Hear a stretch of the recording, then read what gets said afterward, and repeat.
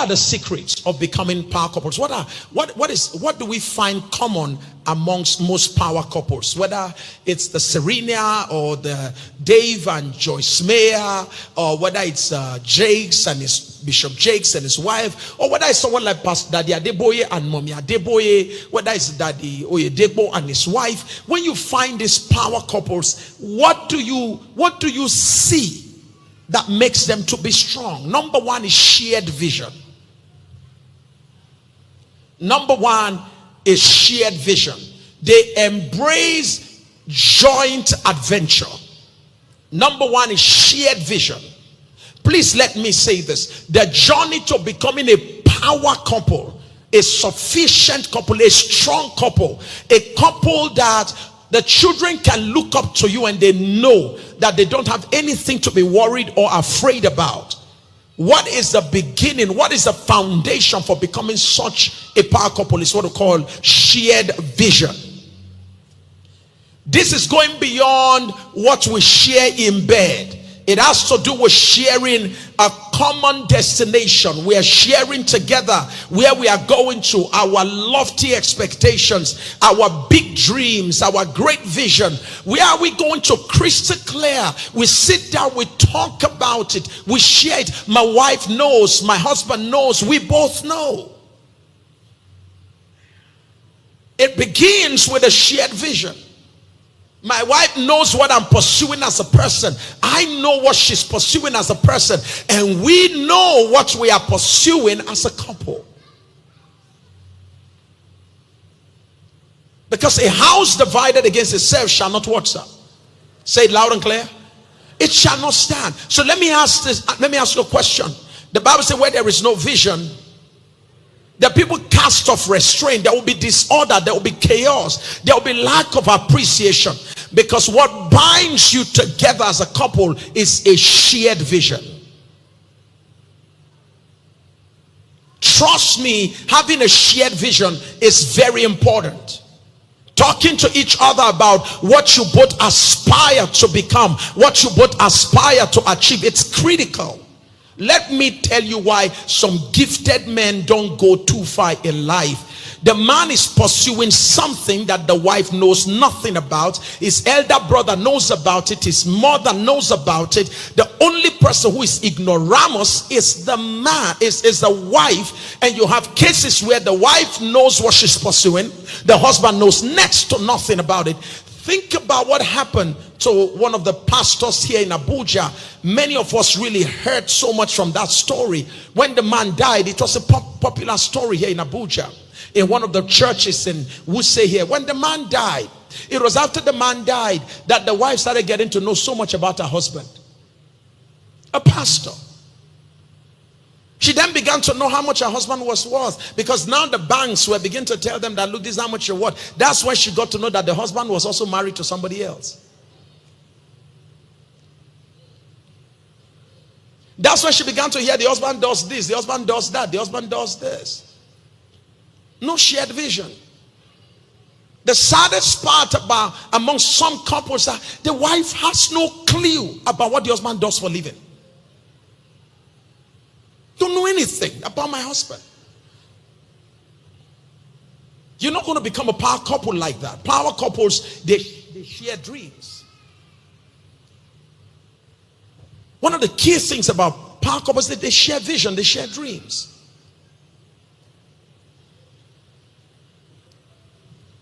And for those of us who are Christians, the reason why we need to share is so that even if my wife is not going to be the one that will put her boots on the ground, let it be that my wife is praying for me. Right? That's it, sir. One of the saddest things we had was the case of one of the women who lost her husband. And when I sat with her, my wife and I went to sit with her somewhere in Life Camp. As we sat with her, we were talking. She said, Papa, as I'm talking to you right now, she said, I don't know what my husband was doing. So we have to start probing into his investment. Where does he have money and stuff like that? She said, because he's not talking to me. He's not talking. What are we pursuing together? Let me ask you a question. Why are we together if we're not pursuing together?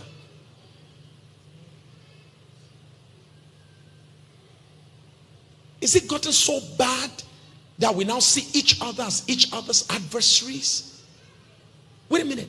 You mean that I live in the same house with you? I'm not afraid of living in the same house with you, because listen, if I am the one that you're afraid of, that maybe one day I will kill you, I know when you sleep. I will program. I've been sleeping in the same house with you and I've not poisoned you to death. And you say, call me your adversary?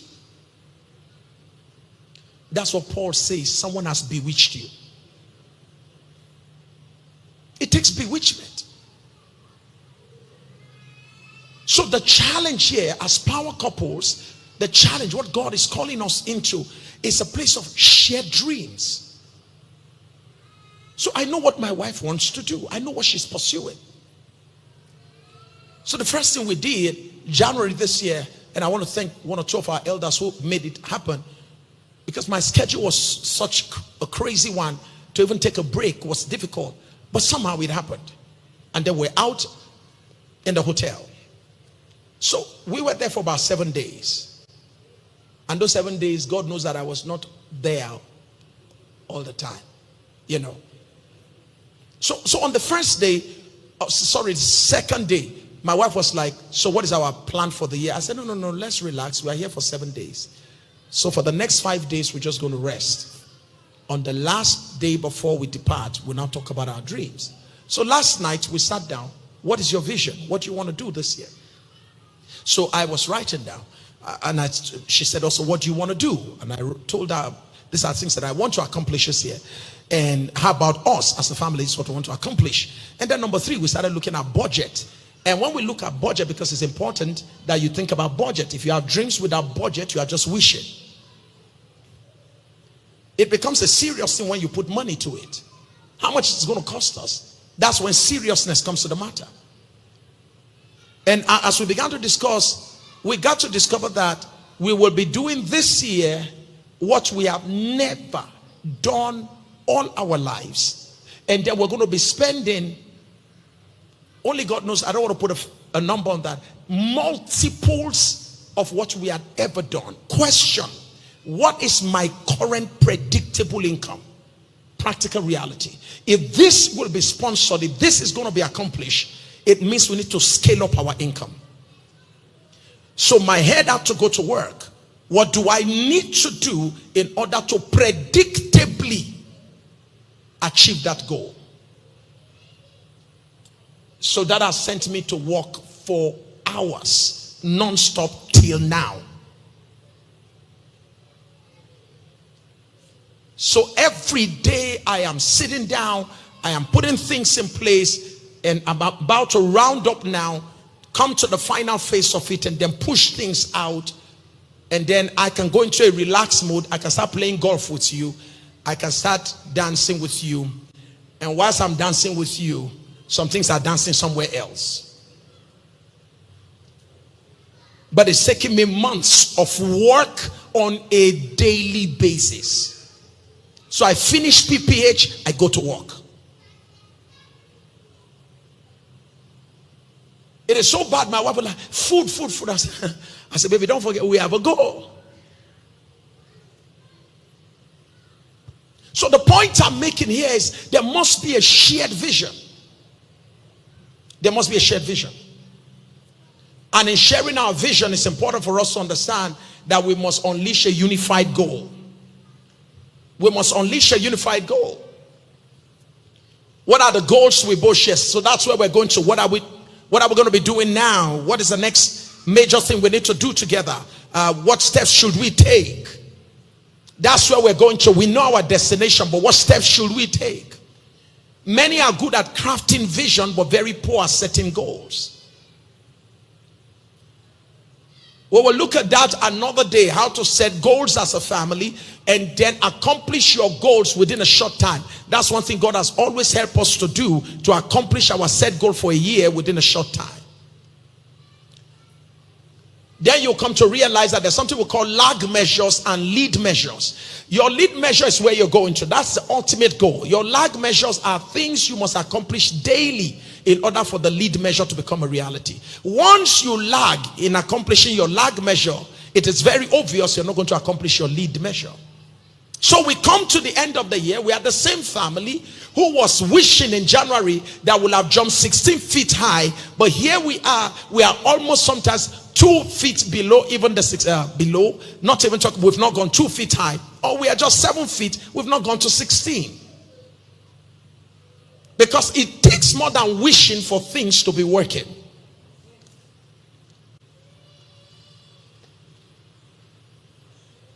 Listen to me. Look at the power couples we're talking about. Look at the power couples. Have you noticed, when was it that Michelle launched a book? Was it 2 years ago or something? She launched a particular book. If you notice around that time, you notice she was all over on televisions, right? You notice she was granted interview, flying here, attending conference, promoting the book. Is that okay? Now, it is important for you to know that she has a goal. The reason she wrote the book is because she has a goal. And in order to accomplish that goal, she must ensure that certain steps are taken on a daily basis.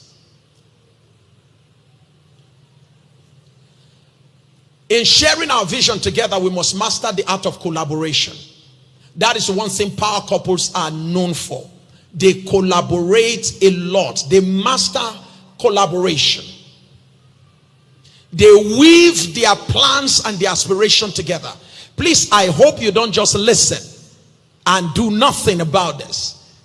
I pray that you're able to find a way in your own way to get these things done. It's great to work together as a couple. I understand there will be a lot of issues in between. We will find a way to deal with all of that. Crafting harmonious roles in sharing our corporate vision together. It is important for us to be able to figure out what will be your role, what will be my role. We all don't necessarily have to do the same thing. See, your role might just even be, can you take care of the children whilst I'm busy? So that the children don't become my distraction. That is a significant role. But then we understand that it is a role you are playing.